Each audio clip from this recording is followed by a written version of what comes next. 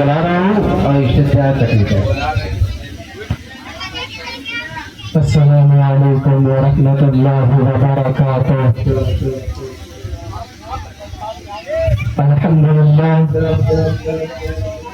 الحمد للہ رب العالمین،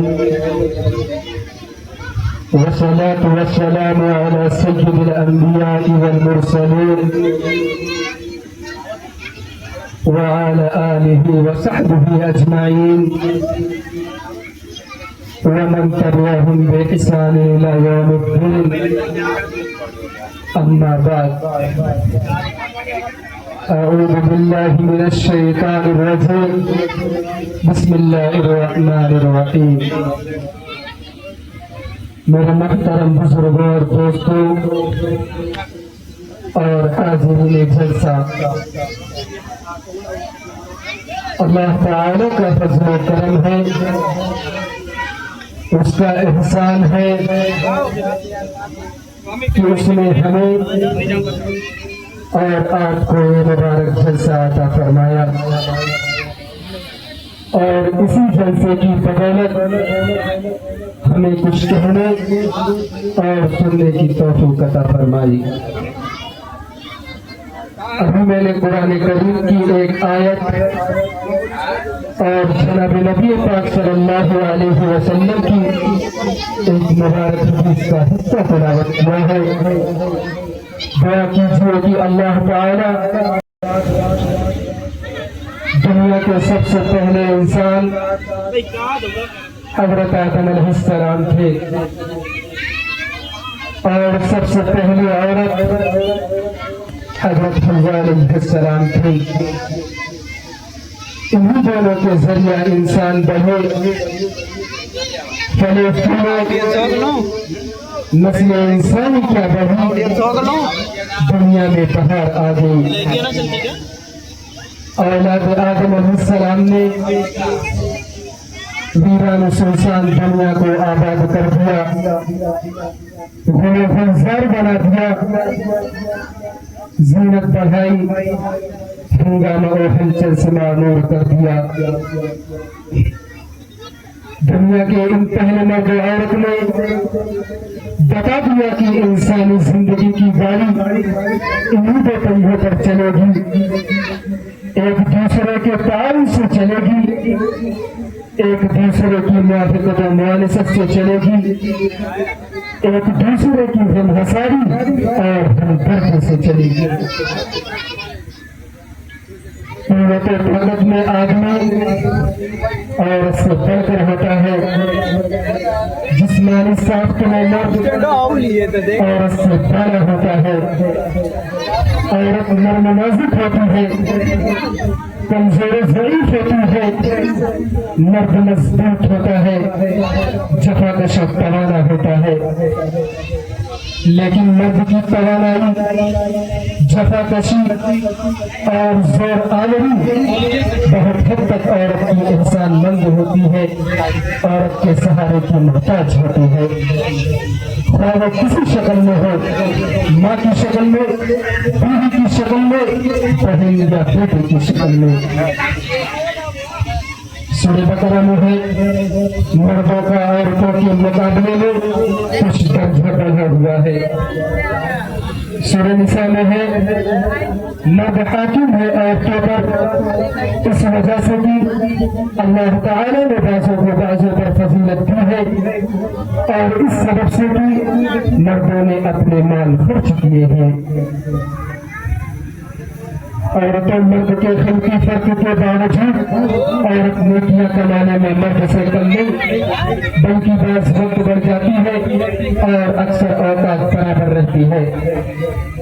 آج کے دور میں ہمارا اور آپ کا مشاہدہ ہے کہ عورتیں جتنی پابندی کے ساتھ نماز ادا کرتی ہے، روزہ رکھ لیتی ہے، تلاوت قرآن اور ذکر تسبیح میں लगी रहती है, नफली नमाजें और नफली रोजा रखती रहती है, मर्द उनके मुकाबले में बहुत पीछे रहते हैं। अगर मर्द औरतों के बराबर ये अमाल करे तो भी मर्द होने की वजह से उनका सवाब बढ़ेगा नहीं, बराबर ही रहेगा। इरशाद रब्बानी है, मैं तुम में से किसी के अमल को ज़ाया नहीं करता, ख्वाह वो मर्द हो या औरत। दूसरी जगह इरशाद होता है, जो शख्स कोई नेक अमल करे, ख्वाह वो मर्द हो या औरत, बशर्ते की मोमिन हो, ऐसे लोग जन्नत में दाखिल होंगे और उन पर जरा भी जुल्म ना होगा। नेक औरत इस कायनात में अल्लाह की एक बेशुमार नेमत है। उसका वजूद दुनिया के लिए मौसम बहार है। उसके दिल कदम से वीराने आबाद होते हैं, खजा रुखसत होती है, इंसान सुकून इत्मीनान की दौलत से सरफराज होता है और उसकी जिंदगी जन्नत अर्ज़ी का नमूना बन जाती है। रसूलुल्लाह सल्लल्लाहु अलैहि वसल्लम इरशाद फरमाते हैं, दुनिया सबका सब साजो सामान है और दुनिया का सबसे बेहतरीन सामान नेक औरत है। शादी एक औरत से भी करनी चाहिए, वही मर्द की जिंदगी को पुरबहार बनाएगी।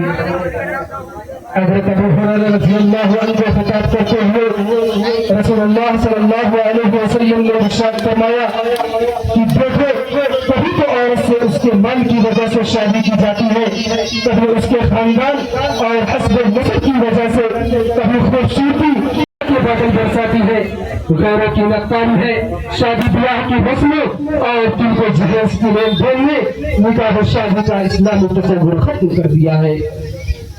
गैरों की नक्कारी है, गैरों की अंधी तरकिया है, इस्लामी अहकाम से रुगरतानी है, बेजफत नबाबात है, झूठी शान शौकत है, दौलत की नुमाइश है, दिखावा और रियाकारी है, गुरूर तकब्बुर का इजहार है, सब कुछ है मगर इस्लामी शादी का तसव्वुर महदूद है और इससे कोसों दूरी है।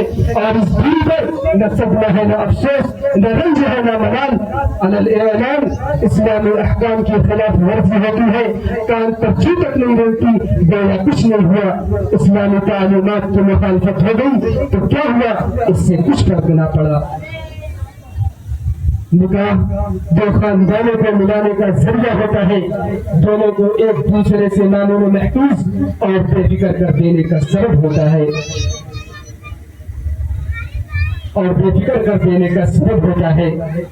लेकिन यहाँ इसके बरअक्स मामला है।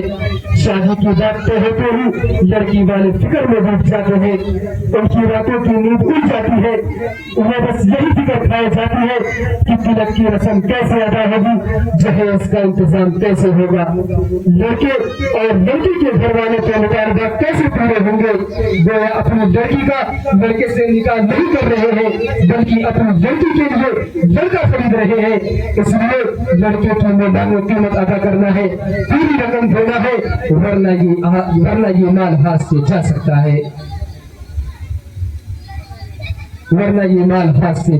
है, अहद रसालत और अहद सहाबा रज़ियल्लाहु अन्हुम में बराबर शादियां होती थी, लेकिन मुरव्वत जहेज का कोई तस्करा नहीं मिलता। दरअसल जहेज की लेन देन गैर मजहबी रस्म है। मुसलमानों ने गैरों की नक्कारी में इसे अपनाया है। गैर मजहब में क्योंकि लड़कियों को बाप की जायदाद से कोई हिस्सा नहीं मिलता, इसलिए उन्होंने एक रस्म निकाली कि शादी के मौके पर जहेज के नाम पर ज्यादा से ज्यादा तरका में दे दो, फिर तरका में कुछ नहीं। यही रस्म देखा देखी मुसलमानों में आ गई और ऐसा चल पकड़ गई कि शादी का जुज़ुल जनपद बन गई। बेजहेज शादी हो ही नहीं सकती, जहेज भी कीमती से कीमती हो, बराबरी में नाक कोशिश करने वाला हो। इसी के साथ गैरों की और रस्में भी ले ली गई, मसलन तिलक, रज्जगा और तरह की खुराफात, और लड़कियों को विरासत में हिस्सा देने का सिलसिला अमलन तर्क होता जा रहा है, जबकि असल हुक्म शरई यही है, जहेज की कोई शरई हैसियत नहीं है।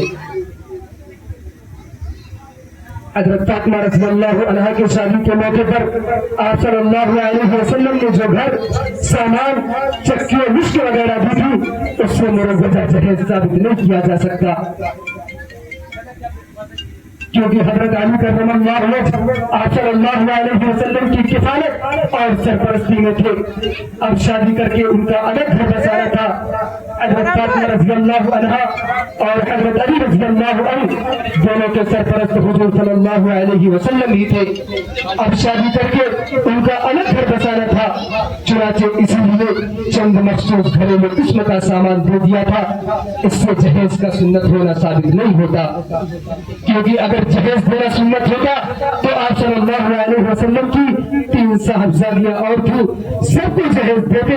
یہ کیسے ہو سکتا تھا؟ ایک کو دیتے باقی 3 کو چھوڑ دیتے، یہ تو سراسر ناانصافی تھی۔ جبکہ آپ صلی اللہ علیہ وسلم کا خود ہی ارشاد ہے، فاتقوا اللہ وعدلوا بین اولادکم، اللہ سے ڈرو اور اپنی اولاد کے درمیان عدل و انصاف کرو۔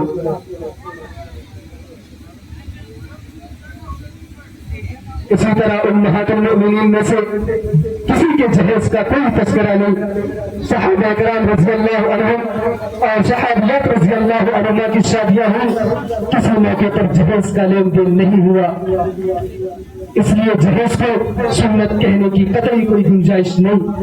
ہاں زیادہ سے زیادہ جہیز کو جائز و متاع کہا جا سکتا ہے، لیکن سوچیے اور غور کیجیے کہ کیا کسی امر مباح میں اس قدر ہونے کی گنجائش ہے کہ بے شمار مفاسد کے دروازے کھل جائے اور وہ سارے خرافات ہونے لگے جو آج ہو رہی ہے۔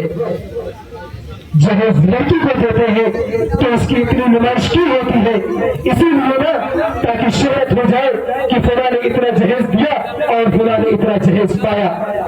اصل میں یہ دولت کی نمائش ہے، اپنی بڑائی کا پرچار ہے، اس کے سوا اور کچھ نہیں۔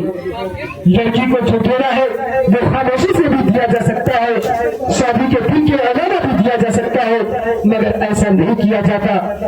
شادی کے دن سب کو دکھا کر دیا جاتا ہے کہ خوبصورت ہو، ڈھنڈورا پھر جائے، مقابلہ آرائی شروع ہو، اور دوسرے بھی دیکھا دیکھی بڑھا کر جہیز دے اور کم دینے پر اپنی ذلت محسوس کرے۔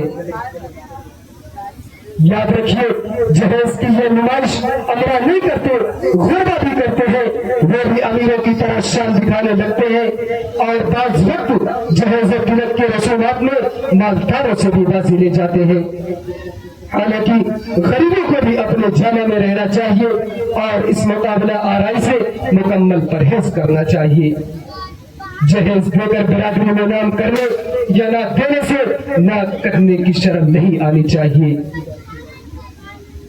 محترم حضرات، جو لوگ بھاری بھرکم جہیز کا مطالبہ کرتے ہیں، کیا وہ سمجھتے ہیں کہ وہ جہیز کے خود مالک ہے؟ یاد رکھیے، سالانہ جہیز کی مالک لڑکی ہے، لڑکی کے سوا نہ شوہر مالک ہے، نہ شوہر کا باپ، نہ خود لڑکی کا باپ یا بھائی یا اور کوئی رشتے دار۔